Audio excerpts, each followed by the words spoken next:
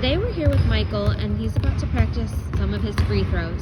Before we get into that, we're going to look into some of his body mechanics. Go ahead, Michael. We're going to start looking at your center of gravity first. His center of gravity is also known as the center of mass. It's also known as the hypothetical point around which the force of gravity appears to act. Michael's center of gravity is in his abdominopelvic region. Good. Next, we're going to look at his base of support. The base of support refers to the area beneath that includes every point of contact he has with the supporting surface.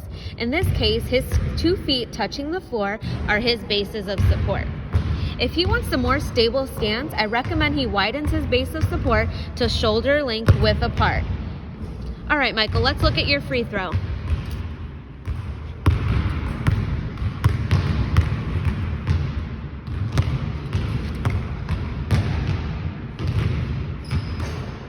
Awesome job. Michael, guess what?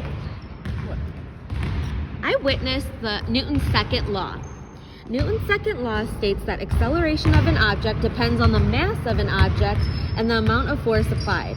The basketball has mass, which means you used an appropriate amount of force when shooting it and making the basket. Let's go ahead and make another free throw shot.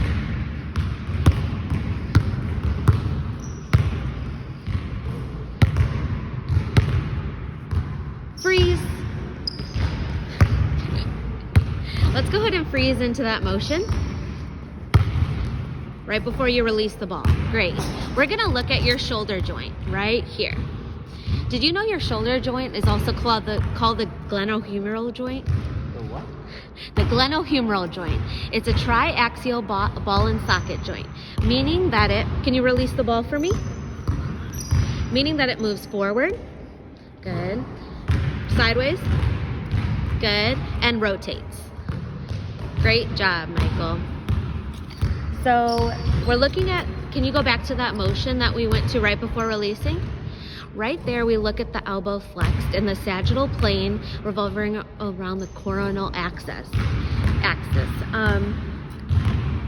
We estimate that his range of motion is at 165 degrees, and that I would also estimate that his muscle strength is 3 out of 5, meaning that he completes full range of motion against gravity. Go ahead and complete your free throw, Michael. Maybe next time. All right, so we're also going to look at his shoes, and we're going to look at ways to increase and decrease traction. Let's go ahead and look at the bottoms. So Michael's wearing basketball shoes, which have a really good grip. And if we wanted to decrease friction, he would probably, add some wheels to the bottom of his shoes, or maybe take off his shoes. And that's a way we could decrease friction. But basketball shoes are a really good way to grip and have traction when on these slippery floors. Next, go ahead and you can keep shooting. As an OT, I would look at finding ways to make this activity easier. We would use the pulley system and ask an employee to help and make the baskets shorter or taller. Basketball gym, and Michael is walking down a simple machine of a ramp.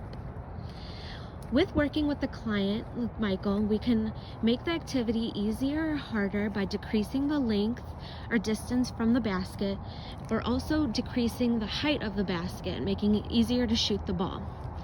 OTs can also help clients conserve their energy, help with gross and motor skills, and also help with social interaction skills between different clients. OTs can help in the activity of basketball and getting their clients back into shape, help with balance and endurance. And all in all, I think that was a great session, Michael. It could have been better.